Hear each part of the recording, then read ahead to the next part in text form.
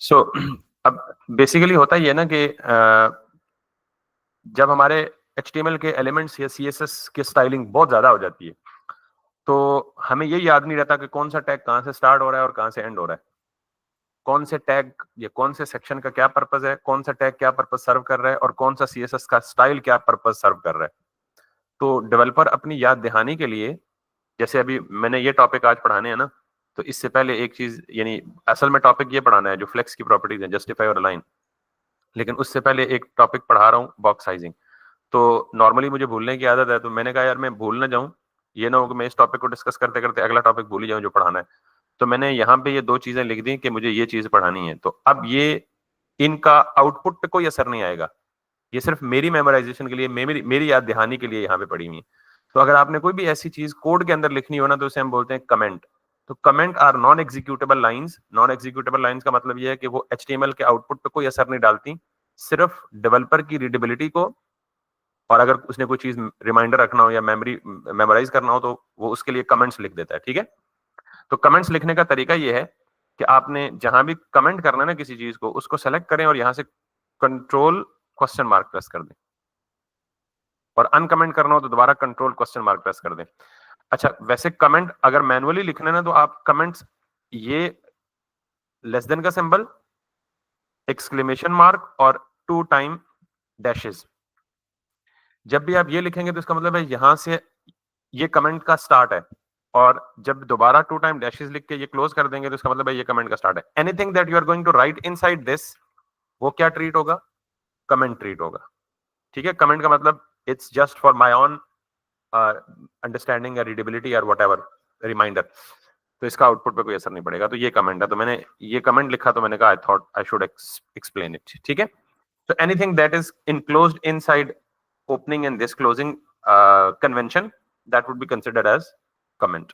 Anyways, तो मैं अभी जो बात करने जा रहा हूँ वो है बॉक्स साइजिंग से रिलेटेड। क्योंकि मैंने कहा बॉक्स मॉडल पढ़ा दिया है, तो बॉक्स मॉडल के साथ का मिलता जुलता टॉपिक है बॉक्स साइजिंग। वैसे मैंने ये अलग से एक लेक्चर में पढ़ाना था, लेकिन थैंकफुली कल वो बच्चे ने क्वेश्चन पूछा, तो उस क्वेश्चन की वसातत से पूरा बॉक्स मॉडल हमने पढ़ लिया, और इसमें कोई रॉकेट साइंस भी नहीं है, कोई इतनी मुश्किल चीज भी नहीं थी।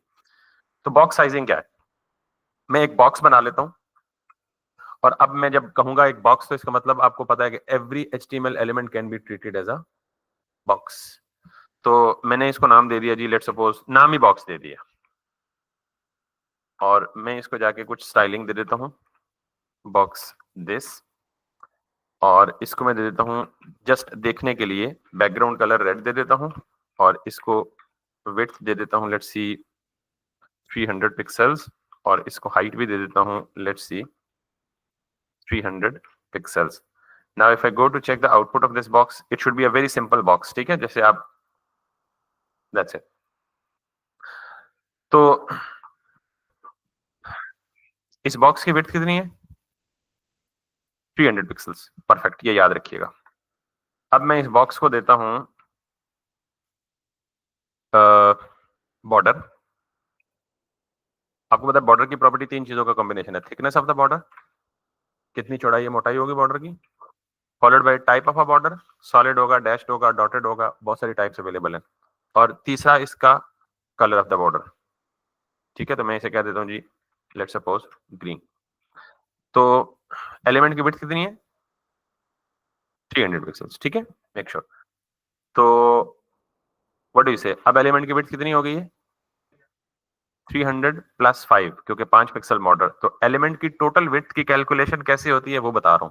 टोटल विड्थ की कैलकुलेशन क्या है? Actual width which is 300 pixels plus border that is applied to that.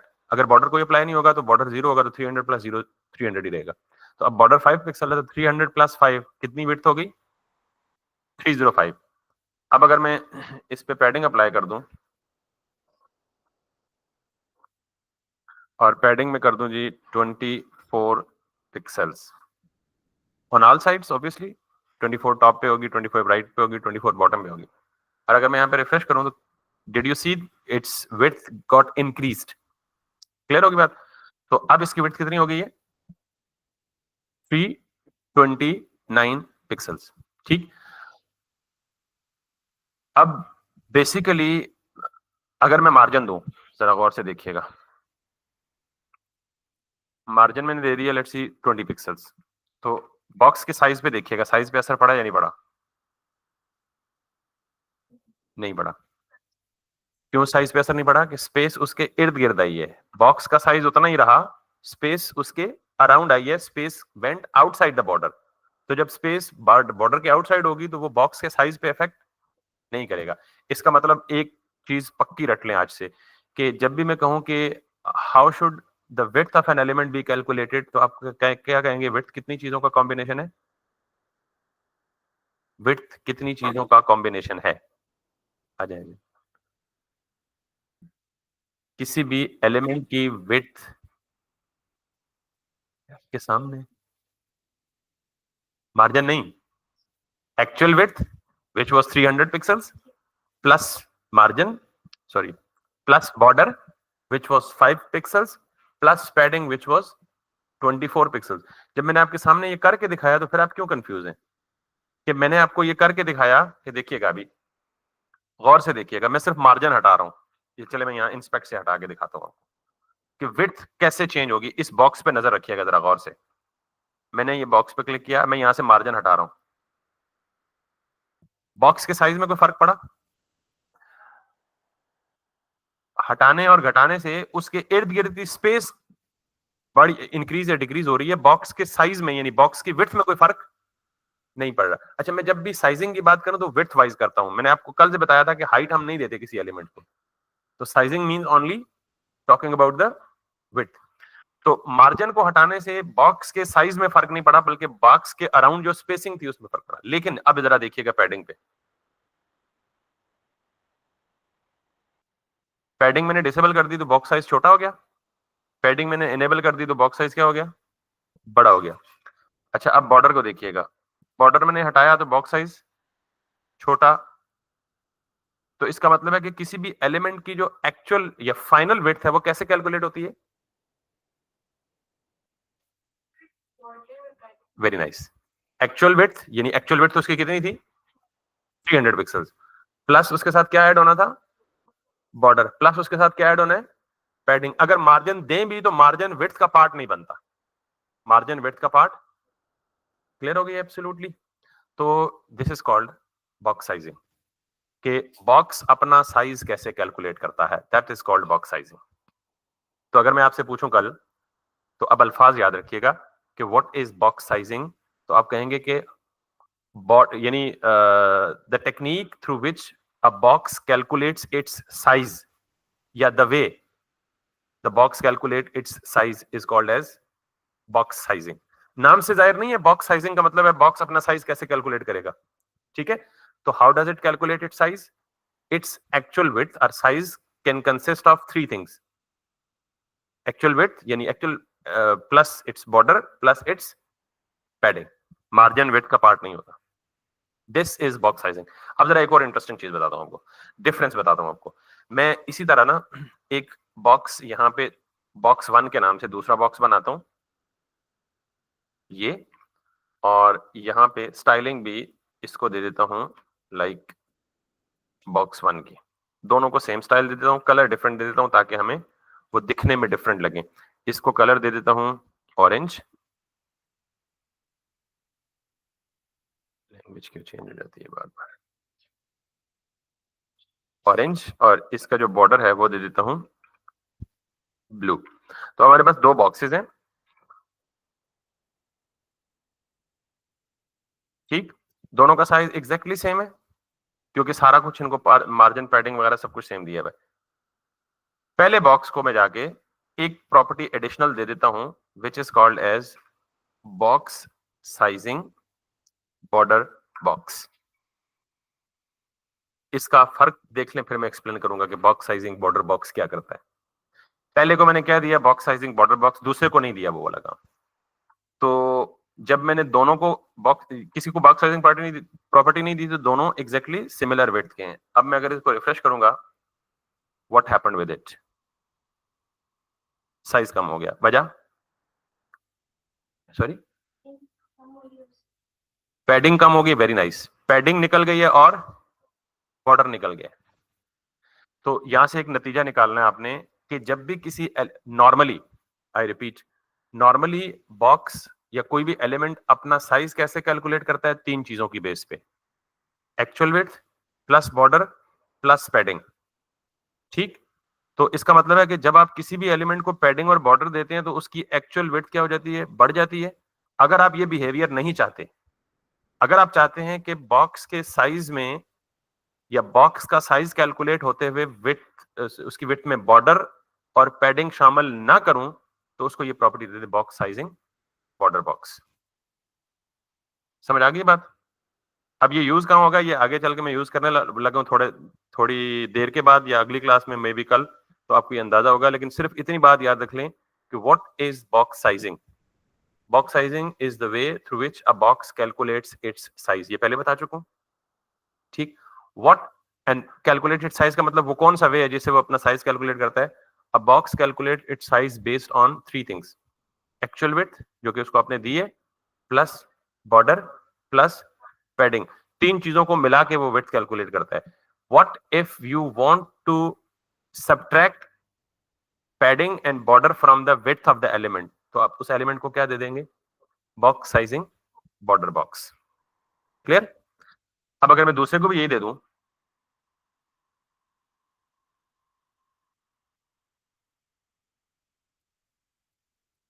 तो अब दोनों की जो फाइनल विड्थ है, even after padding being applied and border being applied, जो टोटल विड्थ है एलिमेंट की, वो कितनी रहेगी? 300 ही रहेगी।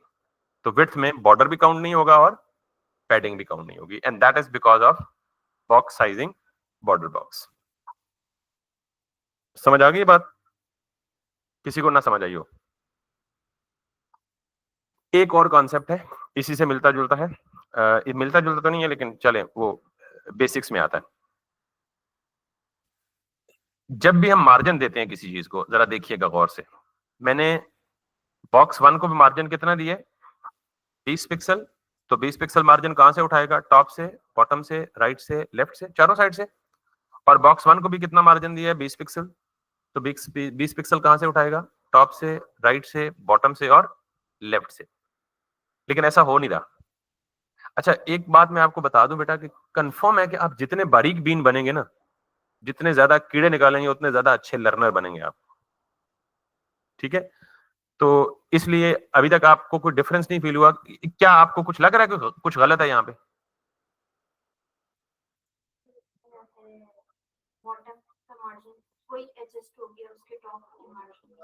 Nice, that's the correct observation. और किसी को इनकी बात समझ आई हो, जो मैं पूछना चाह रहा हूँ वो समझ आई हो?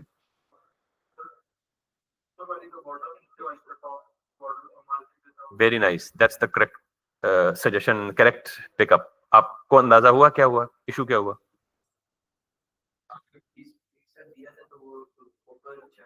यानी टॉप राइट लेफ्ट तो ठीक है, ऊपर वाले के बॉटम और नीचे वाले के टॉप पे मसला आ रहा है। मसला क्या आ रहा है कि मैंने नीचे वाले को भी कहा है कि टॉप से कितना मार्जिन लो? 20। ऊपर वाले को कहा है कि बॉटम से कितना मार्जिन लो? 20। 20 जमा 20 कितना होना चाहिए? 40। हो तो नहीं रहा। हो रहा है या नहीं हो रहा है? पहले ये देखते हैं। ये देख रहे हैं, ये पहला बॉक्स है और इस बॉक्स ने बॉटम से कितना मार्जिन लिया हुआ है? 20। ये दूसरा बॉक्स है, इसने कितना मार्जिन लिया हुआ है? 20। तो ये 20 जमा 20 40 पिक्सल होना चाहिए ना? 40 हुआ नहीं है, कितना है? 20 ही हुआ है। प्रॉब्लम समझ आ गया? तो ये प्रॉब्लम नहीं है, ये डिजायर्ड बिहेवियर है। इसको कहते हैं मार्जिन कोलैप्सिंग। क्या कहते हैं? और ये हमेशा वर्टिकली होता है। हॉरिजेंटली एक दूसरे के आमने सामने एलिमेंट्स हो तो उनका मार्जिन कोलैप्स नहीं करता। तो याद रखिएगा, मार्जिन कोलैप्सिंग का मतलब ये है कि जब आपने एक दो एलिमेंट्स एक दूसरे के ऊपर नीचे रखे और उनका वर्टिकल मार्जिन दोनों को दिया हुआ है आपने, तो वर्टिकल मार्जिन कोलैप्स करता है। और कोलैप्स करने का मतलब ये है कि वो मार्जिन दोनों ओवरराइड कर जाते हैं, दोनों ओवरलैप कर जाते हैं अगर वो सेम हो। यानी अभी इस केस में मार्जिन बॉटम भी 20 पिक्सल था ऊपर वाले का, और नीचे वाले का मार्जिन टॉप भी कितना था? 20 पिक्सल था। तो दोनों कोलैप्स कर गए, क्यों? दोनों ओवरलैप कर गए 20 और 20। अगर ऊपर वाले का मार्जिन बॉटम 30 होता, नीचे वाले का 20 होता, तो फिर क्या होता? पहले एक समझ लें, कोलैप्सिंग समझ आ गई है क्या होती है? कि वर्टिकल मार्जिन कोलैप्स करते हैं। वर्टिकल मार्जिन क्या करते हैं? कोलैप्स करते हैं, यानी वो ऐड नहीं होते एक दूसरे में। जैसे मेरी सोच या आपकी सोच ये थी या हो सकती थी, या क्वेश्चन हो सकता था कि यार नीचे वाले को मार्जिन टॉप 20 पिक्सल मिला है, ऊपर वाले को मार्जिन बॉटम 20 पिक्सल मिला है, 20 प्लस 20 टोटल फाइनल मार्जिन जो अप्लाई होना चाहिए था वो कितना होना चाहिए था? 40 pixels. It didn't happen at all. ये नहीं होगा कभी भी, और इसकी रीजन है मार्जिन कोलैप्सिंग की। तो मार्जिन कोलैप्सिंग क्या होता है? जब भी वर्टिकल मार्जिन ओवरलैप करता है। वर्टिकल मार्जिन का मतलब क्या है? सिर्फ टॉप और बॉटम, लेफ्ट राइट कोलैप्स नहीं करता। तो जब भी vertical margin collapse sorry overlap करता है तो वो क्या करता है? कोलैप्स। कोलैप्स का मतलब दोनों में से एक कंसिडर होता है। समझ आई बात? तो अगर दोनों मार्जिन बराबर हैं 20-20 के, तो फाइनल मार्जिन क्या कंसिडर होगा? 20 ही, दोनों बराबर हैं। लेकिन अगर एक बड़ा होता दूसरा छोटा होता, तो कौन सा कंसिडर होता? बड़ा वाला कंसिडर होना था। यानी अगर ऊपर वाले का मार्जिन बॉटम 30 पिक्सल होता, नीचे वाले का मार्जिन टॉप 20 पिक्सल होता, तो फाइनल जो अप्लाई होना था मार्जिन वो कौन सा होना था? 30 वाला। यानी 20 और 20 कोलैप्स होना था, और ऊपर वाला जो एक्स्ट्रा था वो अप्लाई होना था because of the greater margin. ये हमेशा से ये बिहेवियर होगा जब भी आप किसी को या वर्टिकल मार्जिन किसी भी एलिमेंट को देंगे, जब कॉम्प्लेक्स लेआउट में देंगे, आप हमेशा ये फील करेंगे कि यार ये मार्जिन शुड गेट एडेड, लेकिन वो मार्जिन वहां पे ऐड नहीं होगा। तो ये पॉइंट उस वक्त आपने ध्यान में रखना है कि वर्टिकल मार्जिन आर 40 कंसिडर करेगा, एब्सोल्युटली 40 कंसिडर करेगा। तो लेफ्ट और राइट यानी horizontal margin are added, vertical margin are collapsed. बस ये एक लाइन याद रखनी है। ठीक, अब आपका घर का टास्क ये है कि आपने सिर्फ गूगल में जाना है। दो चीजें मैंने बताई हैं आपको, बॉक्स साइजिंग और मार्जिन कोलैप्सिंग। आपने सिर्फ जाके ये देखना है बॉक्स, ये सारा कुछ रिकॉर्ड भी हो रहा है, आप मेरी वीडियो को दोबारा देख लें। लेकिन अगेन मैं ये कह रहा हूं कि आप जो वर्ड वहां से देखेंगे ना, वो बहुत ज्यादा हाई इंप्रेशन क्रिएट करेगा। किसी को डेफिनेशन प्रॉपर बताएंगे ना कि बॉक्स साइजिंग क्या है, मार्जिन कोलैप्सिंग क्या है, तो मैं पहले आपको बॉक्स साइजिंग बता देता हूं क्या है। तो ये अच्छा, W3 school is kind of a very is famous for giving you a very simple definitions of everything. ये W3 स्कूल की वेबसाइट बहुत फेमस है क्योंकि ये बहुत ज्यादा सिंपल जुबान में डेफिनेशन देती है आपको। तो इसलिए कोशिश किया करेंगे इससे कंसल्ट कर लिया करें। तो अब मैं आपको, ये बॉक्स साइजिंग हमने पढ़ा है ना, ठीक है? तो अब जरा देखें ये formula. By default the width and height of an element is calculated like this. क्या? Actual width of an element consist of what? Width plus padding plus border, and actual height of an element consists of height plus padding plus border. Clear? Exact वही चीज जो मैंने करके दिखाई थी demonstrate. अब यहां पे देखें, the div is smaller, width is 300 pixels and height is 100 pixels. The div is bigger, width is also 300 pixels. लेकिन बिगर क्यों हुई है and height is 100 pixels? बिगर क्यों हुई है? Because the second div got padding and border with it, that's why its size exceeded than this one. In order to reduce this effect, what you need to give is box sizing, border box. तो फिर इसको देखें, padding apply हुई भी है जिसकी वजह से कंटेंट इतना नीचे आ रहा है, लेकिन वो पैडिंग उसकी विड्थ में ऐड नहीं हुई। ये वही चीज है जो मैंने समझा दी आपको पहले। सिर्फ यहां से आप इसकी वर्डिंग याद रख लें, सिर्फ ये फॉर्मूला याद रख लें। अगर कोई कहे ना कि जी बॉक्स साइजिंग क्या होता है, ठीक, तो आप क्या कहेंगे कि एक्चुअली एवरी HTML एलिमेंट की जो विड्थ या हाइट है वो कैलकुलेट होती है तीन चीजों के कॉम्बिनेशन से, विड्थ, बॉर्डर और पैडिंग। चाहे वो विड्थ है वो चाहे हाइट है। ये एक फार्मूला, कोई भी आपसे पूछे बॉक्स साइजिंग क्या, आप ये फार्मूला सुना दें उसको बस। ठीक, दूसरी भी चीज मैंने क्या बताई है, मार्जिन कोलैप्सिंग। और मार्जिन कोलैप्सिंग सिर्फ किस साइड पे होती है? वर्टिकल मार्जिन पे, यानी टॉप और बॉटम मार्जिन पे, लेफ्ट और राइट पे अप्लाई नहीं होती। तो अगर मैं आपको दूसरी चीज यहां पे आके बताऊं, मार्जिन कोलैप्स इन CSS, तो आपको ये भी अंदाजा हो जाएगा कि ये जो मैंने कहानी से थ्योरी सुनाई है, sometimes two margin collapse into the single margins. This is what happened in our case कि हमने दो मार्जिन दिए थे, दोनों मार्जिन कोलैप्स हो गए, एक मार्जिन में कन्वर्ट हो गए। Top and bottom margins of the elements are sometime collapsed into a single margin that is equal to the largest of the two elements. इसका मतलब ये है कि अगर कोलैप्स होने वाले दोनों मार्जिन सेम हो, जैसे हमारे केस में 20-20, तो कौन सा कंसीडर होगा? कोई एक दोनों में से, क्योंकि दोनों बराबर है। लेकिन अगर एक मार्जिन बड़ा हो दूसरा छोटा हो, तो कौन सा कंसीडर होगा? The largest of the two. देख रहे हैं, into a single margin that is equal to the largest of the two margins. Clear हो गई बात? तो ये बेसिकली कोलैप्सिंग, और ये कोलैप्सिंग सिर्फ किधर होती है? वर्टिकल, यानी टॉप और बॉटम में। हॉरिजॉन्टल में कोलैप्सिंग नहीं होती। ये बहुत इंपॉर्टेंट कॉन्सेप्ट्स हैं, ट्रस्ट मी, कि आपको बहुत काम आएंगे। ये क्लियर हो गई है तो हम आगे चलते हैं और डिस्कस करते हैं हमारा सेकंड मुद्दा, यानी ये बॉक्स साइजिंग और मार्जिन कोलैप्सिंग, ये चीज हमने क्लियर कर ली है। अब जी जी ठीक है, यानी पैडिंग नहीं देते, ठीक है, ओके। लेकिन अगर आपको बिल फर्ज मैं एक चीज बताता हूँ कि ये कंटेंट लिखा हुआ है आपने डिव के अंदर, एक पैराग्राफ है और इस पैराग्राफ में आपने ये कंटेंट लिखा, ठीक है। अब आप यहाँ पे आए तो मैं पैडिंग खत्म कर देता हूँ, आपने कहा पैडिंग नहीं लगाते, ठीक है, पहले बॉक्स से मैं पैडिंग खत्म कर देता हूँ। आपको कहते हैं यार ये बिल्कुल लेफ्ट एज पे क्यों जुड़ा हुआ है, ये बिल्कुल लेफ्ट एज पे नहीं जुड़ा होना चाहिए, बल्कि अराउंड थोड़ी सी स्पेसिंग होनी चाहिए, just to beautify it.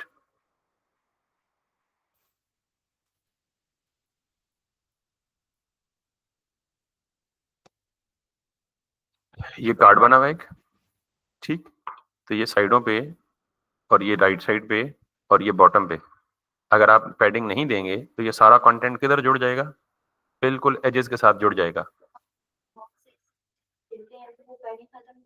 Padding खत्म नहीं होती, पैडिंग विड्थ में ऐड नहीं होती, पैडिंग खत्म होने और पैडिंग विड्थ में ऐड ना होने, दोनों चीजों में फर्क है।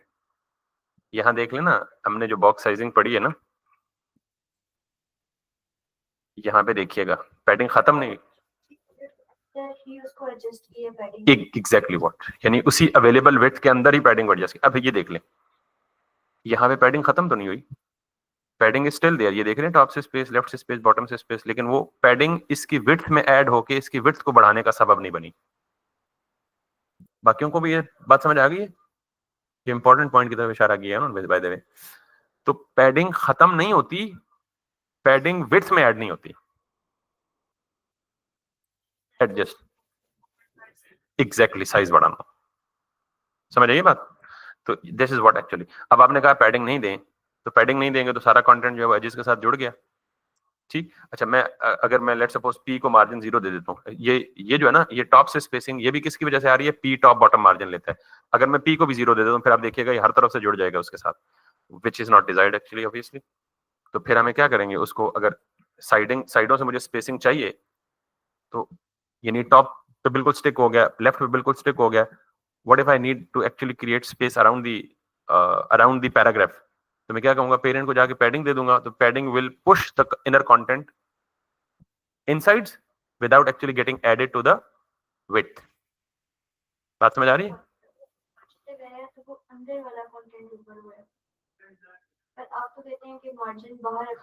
मार्जिन किस पे लगाया, पैराग्राफ पे लगाया ना, तो ये चीज ही देखनी है ना। अगर मैं मार्जिन बॉक्स पे लगाता और वो उसके अंदर इफेक्ट करता तो फिर मैं उसका जवाब देता। तो अब मैंने दिया इसको पैडिंग, और padding is 24 pixels, and that is the answer of your question. Padding apply हो गई, लेकिन उस पैडिंग ने इसकी विड्थ को असर नहीं किया। और आपने ये सवाल पूछा था कि पैडिंग दें ही ना, तो अब पता चला कि देने की जरूरत है। अब दूसरा सवाल ये था कि अगर बॉर्डर ही ना दें, तो भाई अगर आपको बॉर्डर रिक्वायर्ड है, जैसे इस कार्ड का ये बॉर्डर रिक्वायर्ड है, तो फिर आप कैसे कह सकती है ना दें, हम तो फिर जाहिर है हमें ये डिजाइन की रिक्वायरमेंट है कि हमें बॉर्डर देना ही देना है, ठीक है। So we need to give a border, we need to give a padding, but we don't have to actually add those borders and paddings in the actual width of the element. That's what actually box sizing helps us prevent this problem. तो और कोई सवाल है तो पूछ लें।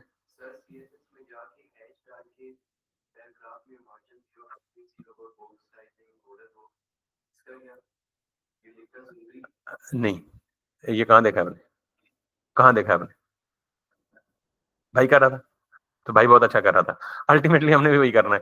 Basically वो hash नहीं होता, वो स्टैटिक होता है, वो स्टैटिक होता है। चलो इन्होंने सवाल पूछा, वैसे कल भी आप एक सवाल की वजह से इतना लंबा धंधा शुरू हुआ है, ठीक है। तो इट्स अ गुड थिंग कि आप सवाल करते हैं एटलीस्ट, तो उसमें आपको बहुत सारी चीजें, but the key thing is कि I don't want to get you bored actually people. ये चीजें, ये कॉन्सेप्ट बहुत अच्छे हैं, अगर आप इनको आगे बहुत आसानियां क्रिएट हो जाएंगी। ये कहते हैं जी कि इन्होंने कहा हैश, वैसे हैश नहीं होता बेटा, वो स्टैटिक होता है।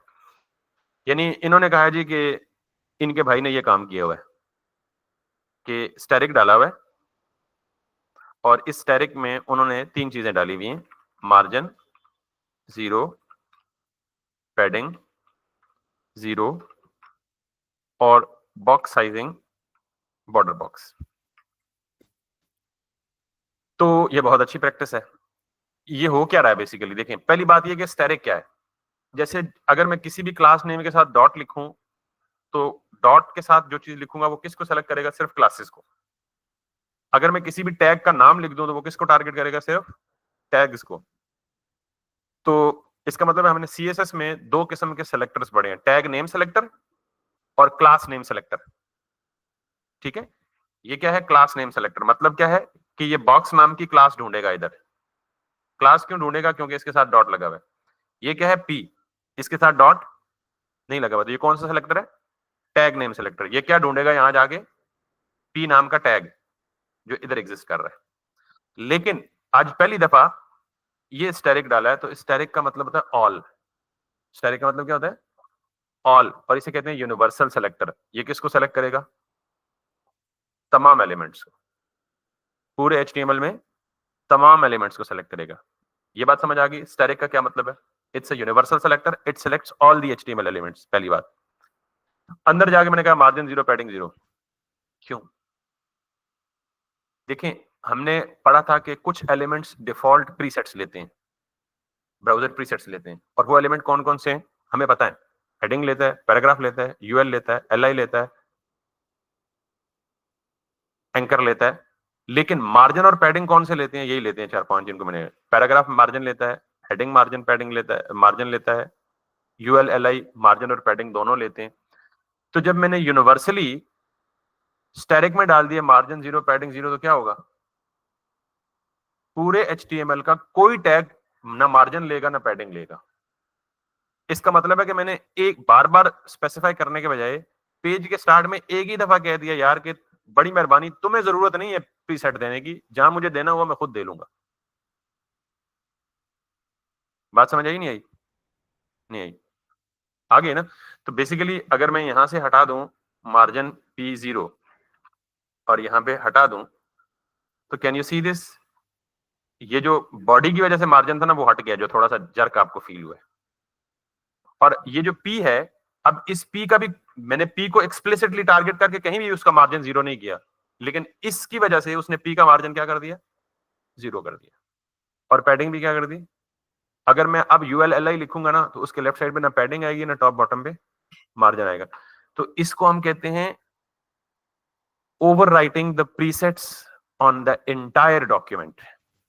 पूरे डॉक्यूमेंट में जिस जिस टैग ने प्रीसेट लेने हैं मैं उसे बता रहा हूं भाई मेहरबानी तुम ना लो, मैं खुद दे दूंगा जिसको चाहिए। और दूसरी बात, box border box sizing border box, पूरे एचटीएमएल के पेज पे जितने भी एलिमेंट्स में लिखूंगा उनके लिए मैंने एक दफा मेंशन कर दिया कि don't add margin and padding with the width of an element. तो अब ये किसी एलिमेंट के साथ पैडिंग और मार्जिन उसकी विड्थ में ऐड नहीं करेगा। That's the kind of universal styling. Got it, thank you. आप सवाल पूछते हैं ना तो मुझे इसका जवाब देने में मजा आता है। मैं खुद पढ़ाऊं ना तो मैं सिनेरियो ढूंढ रहा होता हूँ कि यार इस तरह का सिनेरियो आएगा तो मैं ये चीज बताऊंगा। But it's always good actually कि आप पहल करें, देन उसका जवाब लें, वो आपको समझ भी आएगा और उसमें आपका इंटरेस्ट भी डेवलप होगा। तो आज के बाद फिर हम इस चीज को एज इट इज रखेंगे कि जब भी हम वेब डेवलपमेंट शुरू करेंगे सबसे टॉप पे क्या करेंगे, स्टैटिक लिखेंगे, ब्रैकेट्स लिखेंगे, उसमें margin 0, padding 0, box sizing border box. तो कोई भी चीज प्रीसेट नहीं लेगी। फिर जब हमें चाहिए हुआ, जैसे कैसे चाहिए हुआ, जैसे यहाँ बॉक्स में मार्जिन पैडिंग चाहिए था ना, मैंने खुद दे दिया, प्रीसेट नहीं लिया उसने किसी चीज का। तो अब के बाद हेडिंग लिखूंगा, पैराग्राफ लिखूंगा, यूएलएलआई लिखूंगा, कोई चीज भी प्रीसेट नहीं लेगी बिकॉज ऑफ दिस वन। और बॉक्स साइजिंग बॉर्डर बॉक्स पूरे डॉक्यूमेंट के लिए अप्लाई हो गया, कोई भी बॉक्स आज के बाद अप्लाई नहीं करेगा बॉर्डर और पैडिंग उसकी विड्थ के अंदर।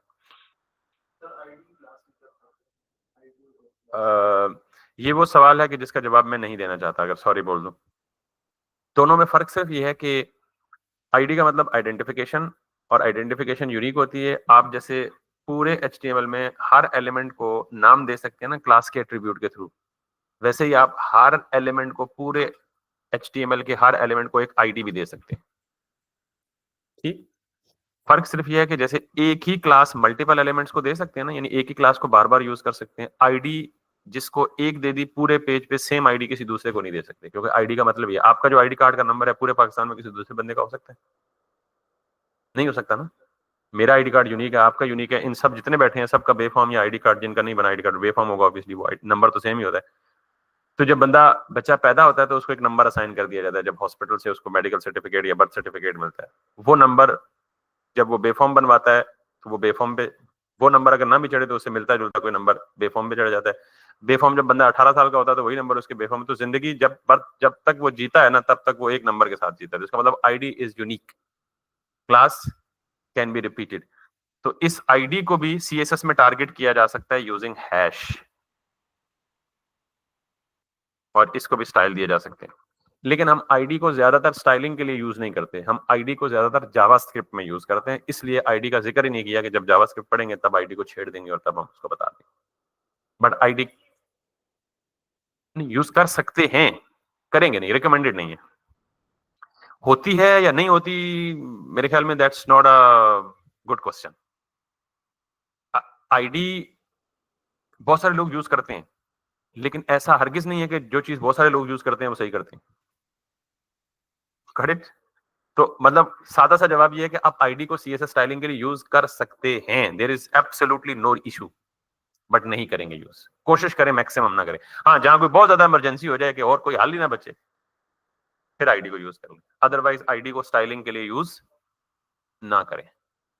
कर सकते हैं बट रिकमेंडेड नहीं है, मैं रिकमेंड नहीं करता। ठीक है, क्लियर हो गया जी आपका सवाल भी? That's a good question. तो can we move ahead now? आज की क्लास में हमने क्या पढ़ा है? बॉक्स साइजिंग, मार्जिन कोलैप्सिंग, दो ही चीजें पढ़ी हैं और घंटा पूरा गुजार दिया हम। लेकिन उम्मीद है कि ये चीजें आपकी बेसिक्स या सॉलिड फाउंडेशंस को एस्टैब्लिश करने में बहुत इंपॉर्टेंट रोल प्ले करेंगी। अब हम एक काम करते हैं, एक बॉक्स को यहाँ से रिमूव कर देते हैं और यहाँ से भी एक बॉक्स को रिमूव कर देते हैं। Now come and talk about only a one box.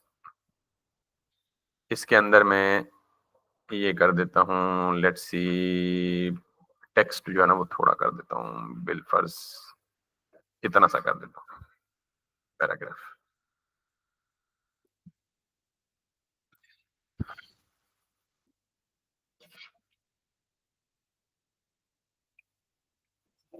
अच्छा, मुझे ना अक्सर ये होता है कि आपने किसी भी कंटेंट को पेरेंट के सेंटर में लाना है। अब सेंटर दो तरह से कैलकुलेट हो सकता है, एक वर्टिकली सेंटर और एक हॉरिजेंटली सेंटर। यानी आपने बेसिकली किसी भी एलिमेंट को, किसी भी टेक्स्ट को अलाइन करना है। क्या करना है? अलाइन करना है। अलाइनमेंट का पता है ना? लेफ्ट साइड पे शो हो, राइट पे शो हो, सेंटर में शो हो, टॉप पे शो हो, बॉटम पे शो हो, इसको क्या कहते हैं? यानी placement of an element is called an alignment. कहाँ उसने प्लेस होना है, कहाँ उसने शो होना है, कहाँ उसने दिखना है, उसको अलाइनमेंट बोलते हैं। तो ये जो लिखा हुआ है ना लॉरम इप्सम का टेक्स्ट, अगर मैं इसको वर्टिकली अलाइन करना चाहूं, अलाइनमेंट कितनी होती है? Left, right, centre. ठीक, ये कौन सी अलाइनमेंट है? हॉरिजेंटल। और वर्टिकल अलाइनमेंट कितनी होती है? Top, centre, bottom. समझ आई बात? तो इसका मतलब है जब भी हम अलाइनमेंट की बात करें तो अलाइनमेंट कितनी डायमेंशंस में हो सकती है? दो डायमेंशंस में, वर्टिकल अलाइनमेंट और हॉरिजेंटल अलाइनमेंट। किसी भी टेक्स्ट की, किसी भी बॉक्स की, किसी भी पूरे के पूरे एलिमेंट की, कोई भी एलिमेंट होगा, उसकी अलाइनमेंट करनी हो तो अलाइनमेंट कितनी डायमेंशन में हो सकती है? क्योंकि वेब 2 डायमेंशन है ना, 3 डायमेंशन हम कर ही नहीं रहे, 3D मॉडल तो पे काम कर ही नहीं रहे अभी, तो 2 डायमेंशन है, तो 2 डायमेंशन का मतलब अलाइनमेंट या तो एक्स एक्सिस पे होगी या वाई एक्सिस पे होगी। तो एक्स एक्सिस पे अलाइनमेंट को क्या कहते हैं? Horizontal alignment. वाई एक्सिस के अलाइनमेंट को क्या कहते हैं? Vertical alignment. तो अगर आपने किसी भी एलिमेंट के कंटेंट की प्लेसमेंट करनी है या अलाइनमेंट करनी है, एलिमेंट क्या है? डिव, उसका कंटेंट क्या है? पैराग्राफ। तो मैंने किसकी अलाइनमेंट करनी है? पैराग्राफ की। तो आप फ्लेक्स की मदद से कर सकते हैं, फ्लेक्स की एडिशनल प्रॉपर्टी। ये बॉक्स है तो मैं इसको कहता हूं जी डिस्प्ले फ्लेक्स। अब आप मुझे कहेंगे जी कि इसके अंदर चाइल्ड तो है नहीं, तो आपने इसे फ्लेक्स क्यों दिया? यानी एक ही चाइल्ड है ना, पैराग्राफ। तो फ्लेक्स नॉर्मली अभी तक हमने पढ़ा है कि अगर मोर देन वन चाइल्ड हो, उनके आमने सामने लाना हो, तो उसके लिए हम पेरेंट को क्या देते हैं? Display flex. तो अभी बॉक्स के अंदर तो एक ही चाइल्ड है, बॉक्स के अंदर कौन सा चाइल्ड है? पैराग्राफ। तो फिर बॉक्स को फ्लेक्स क्यों दिया है? इसका जवाब मैं आपको बताता हूं with this next property, which is justify content center. Can you see this? अब जरा याद रखिएगा, अच्छा मैं जस्टिफाई कंटेंट सेंटर के बजाय जस्टिफाई कंटेंट एंड कर दूं, जस्टिफाई कंटेंट स्टार्ट कर दूं, तो इसका मतलब है कि फ्लेक्स की एडिशनल फीचर में से एक फीचर ये है कि जब किसी एलिमेंट को आप डिस्प्ले फ्लेक्स देते हैं और उसके अंदर पड़े हुए चाइल्ड की अलाइनमेंट चाहते हैं आप, तो अलाइनमेंट दो तरह की हो सकती है, वर्टिकल और हॉरिजेंटल। तो अगर आपने हॉरिजेंटल अलाइनमेंट करनी है तो उसके लिए क्या प्रॉपर्टी है? Justify content. पॉसिबल वैल्यूज अभी तक जो हमने पढ़ी हैं, जस्टिफाई कंटेंट स्टार्ट, तो एलिमेंट कहां पे अपीयर होगा? स्टार्ट पे। बाय डिफॉल्ट स्टार्ट उसकी अपनी नॉर्मल पोजीशन थी, तो आपको कोई फर्क नहीं लगेगा। अगर आपको इसे सेंटर में लाना है, पेरेंट के सेंटर में लाना है, तो आप क्या कहेंगे? Justify content centre. तो वर्टिकली सेंटर होगा, हॉरिजेंटली? हॉरिजेंटली, क्योंकि जस्टिफाई कंटेंट हॉरिजेंटली सेंटर करता है। आ गया सेंटर में। और अगर आपने जस्टिफाई कंटेंट एंड कर दिया तो ये कहां जाएगा? Horizontally end of the parent. Vertically, ये हॉरिजेंटली है, वर्टिकली करनी हो तो वर्टिकली करनी हो तो उसके लिए एक प्रॉपर्टी है, और अलाइन आइटम्स सेंटर। तो अब देखें, हॉरिजेंटली एंड पे होगा, वर्टिकली सेंटर में होगा। Can you see this? मैं चाहता हूं वर्टिकली भी सेंटर में हो, हॉरिजेंटली भी सेंटर में हो, तो justify content centre, align item centre, दोनों सेंटर सेंटर कर दें in the perfect centre of the parent. बात समझ आ गई? तो इसका मतलब है कि फ्लेक्स, डिस्प्ले फ्लेक्स तो हमने पढ़ा है। जिस एलिमेंट, डिस्प्ले फ्लेक्स किसको देते हैं? पेरेंट को देते हैं।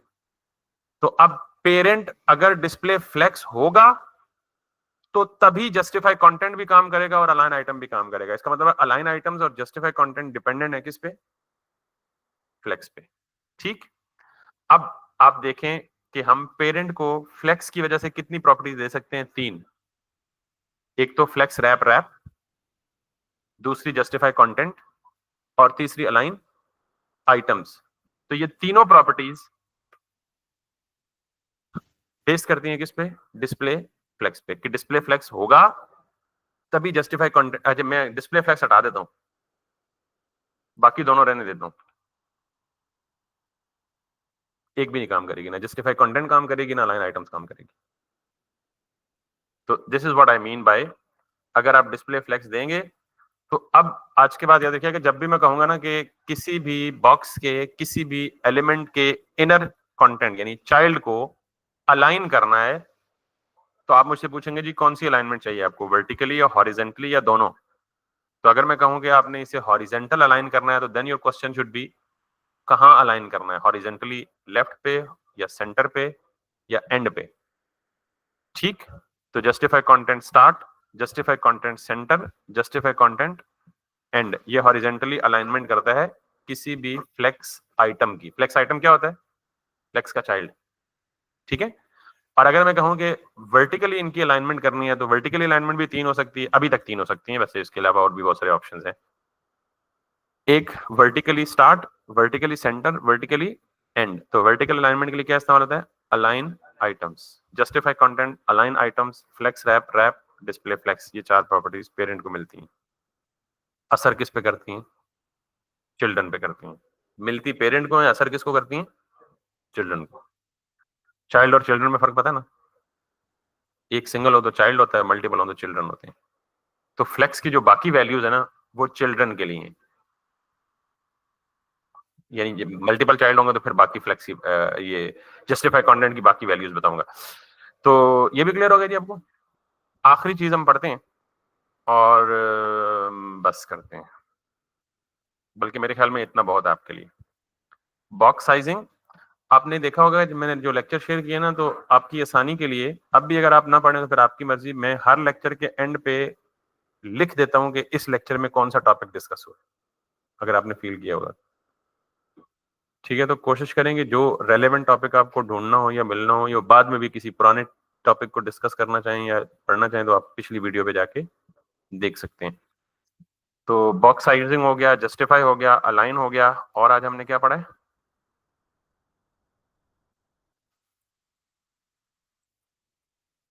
तुसी तो मेरे तो भी ज्यादा भुलक्कड़ हो गए। और क्या पढ़ा है? वो हो गया ना, जस्टिफाई, अलाइन। हाँ, यूनिवर्सल सीएसएस सेलेक्टर।